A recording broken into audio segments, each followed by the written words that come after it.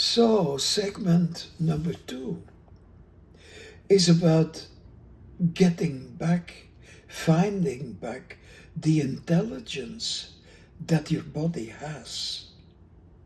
And the first part is about the bone in the head called sphenoid. One bone, but it is so important. Your brain rests on it. It is the seat also of your pituitary gland. Your optic nerves go through the bone and are even grown together with the bone.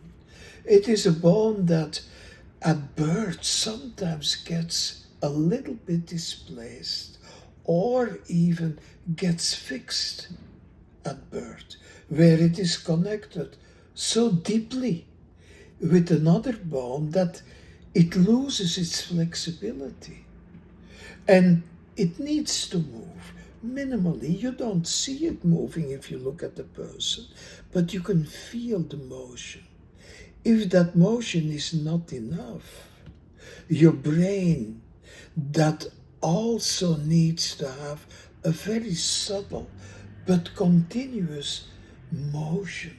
Just like the ocean always moves, your brain also needs to move. So in that class, we're gonna explore that connection. And we're gonna make sure that that connection that usually gets stuck in your first years of life, and then your brain, your adult brain, is still living on a baby frame, doesn't get all the space that it could have. So that's the first aspect, the first class of that segment, giving your brain back all the space it needs to function optimally. That class is connected to the class talking to the heart. And your heart is also, it is a seat of a very special intelligence.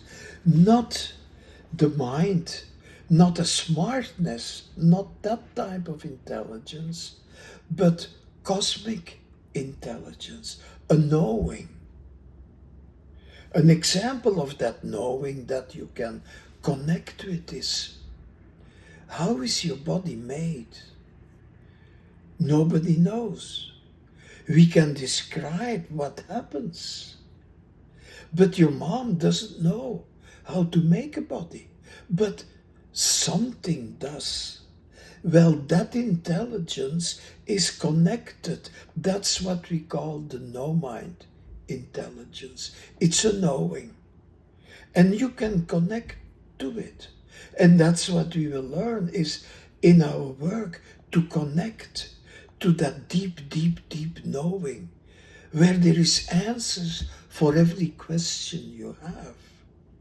Well, the heart in our body is the seat of knowing. It knows what you need. It knows, and you know what you need, but we forget. We go away from that knowing, especially in education. In education, it's hard to say that, but you lose yourself. And you know that. We're all, you, me, everyone, is an individual.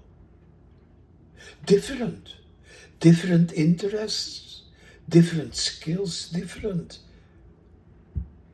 abilities, different energies. But in school, we all need to learn the same things. And of course, some of it doesn't interest you at all, but still you need to learn these things. And then you drift away, you become bored. And at a certain point, you even don't know anymore your own brilliance. You forget. They make you feel less than another student, a friend of yours who is really interested in some subjects, but you're not. So we lose ourselves and we lose our connection to our soul, to what we really want. Now, the heart equals the soul, connecting to yourself in a deep, deep way by looking your heart in the eyes as if it has eyes, and just listening to the advice it has for you. That's what we will learn in that class. And also we will learn how to ask questions when your client is in that deep, deep meditative space.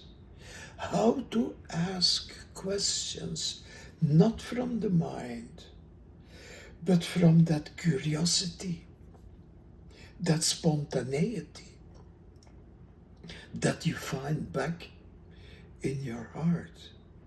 Those 4 classes, Life Force and the class about intelligence, is the foundation of our whole program, all founded in no mind, in non-doing, and in understanding how the body functions. So, Mancos, Colorado.